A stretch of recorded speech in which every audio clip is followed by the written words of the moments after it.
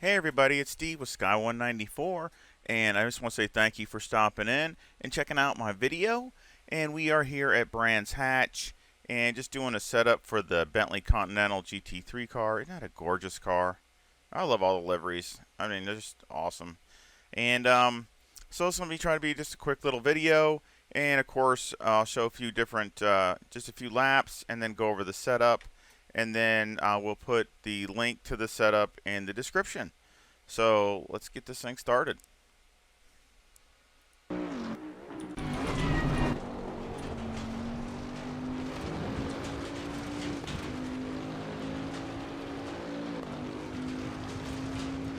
think I got a pretty good setup for this.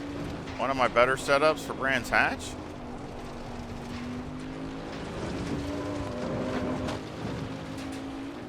See there right now, my best is a 123.85, and that was my last lap was a little bit of a hiccup.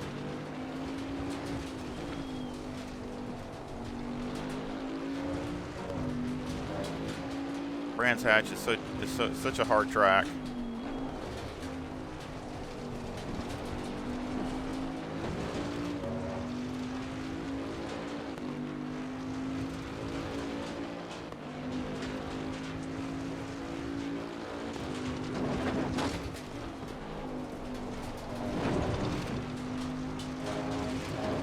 You're gonna run over stuff, so I try to keep the tires right.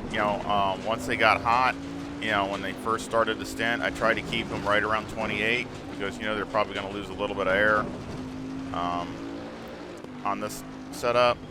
You're gonna run over curbs and things, and this is the way it's gonna be, grass, and so.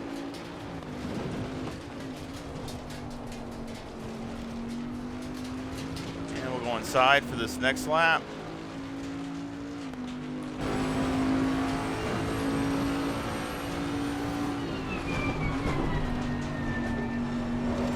See, that was a 23.99.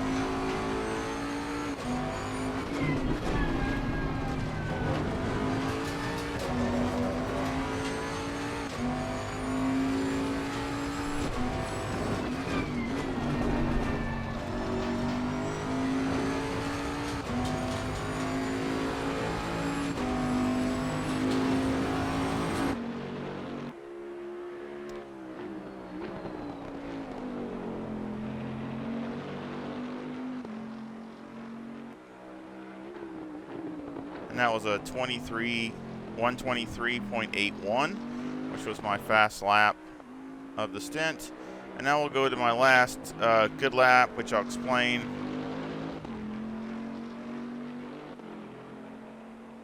After I went off track and had a little bit of damage, so this is the last lap before that.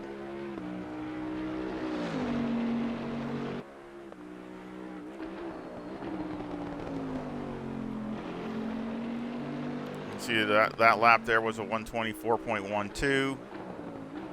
So again, it was staying right around, high 23s, mid 24s.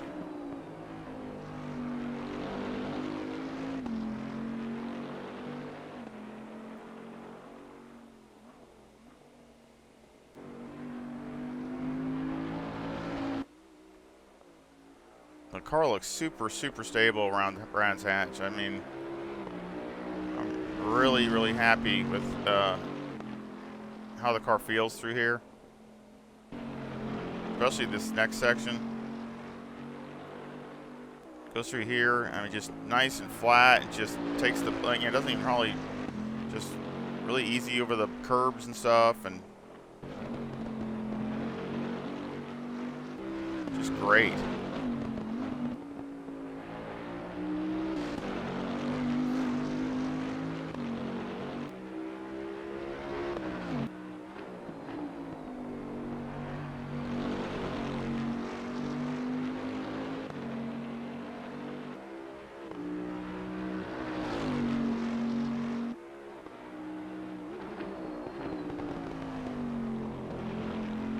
Wait till it shows up, see what the lap time is, and that was a 124.48. So again, still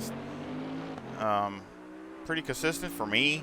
Until I messed up and got a wheel off in the grass and did some damage in the car, and that kind of ended the consistency there.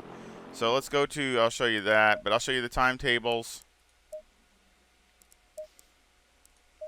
And a few of the outs were very, nothing outs, like these two, but this is the one I wrecked right here, and you can see I did damage to the car, so there's no sense of showing that, but you can see I wrecked in it. I just put the wheel off in the grass in the third sector, just touched the grass, and it threw me off. So just a typical Brands Hatch thing, but that's just driver error, no fault of the car.